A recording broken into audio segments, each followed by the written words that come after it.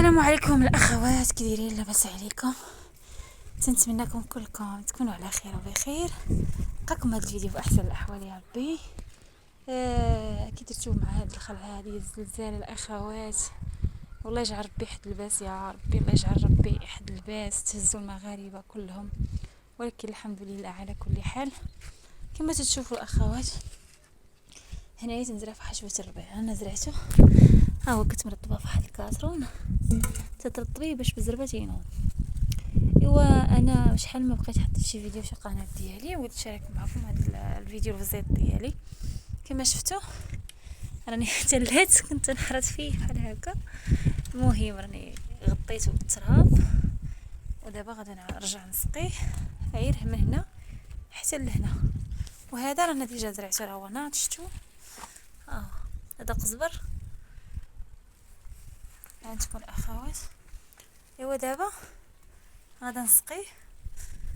هانتم هذه الداليه، ما عنديش شي حاجه في الجرده ديالي، شي حاجه بسيطه، المهم بغيت نشارك معكم وصافي.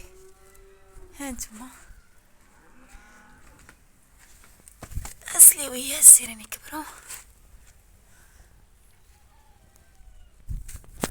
ايوا راني باركه طلقت التيو ديال الماء، باركه حداه تسقى هاد الفلفله، مع شحال ما بقيت سقيتها مع الوقت وصافي. ايوا دابا رجعت بديت تنسقي فيها هاد النيجيلات وهاد الفليفله.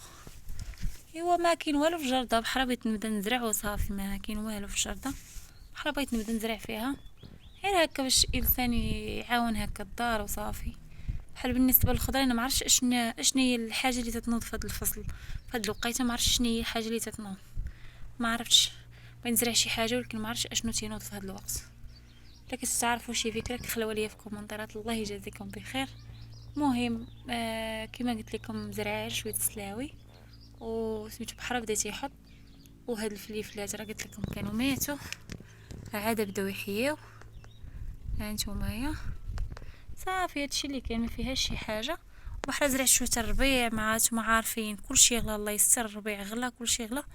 قلت بحال غنبدا نقاد في الجرده شويه بشويه تتقاد، مع الشغالات والوليدات المدرسه وهذا، يعني الانسان ما تيساليش. نتوما راكم عارفين اللي عنده الوليدات والعروبيه، نتوما راكم عارفين من طبيعه الحال تكون زايده فيها شويه تماره، ماشي بحال المدينه. ايوا كلشي زين، هادشي اللي تنقولوا، الصحه والسلامه هي كلشي يا ربي.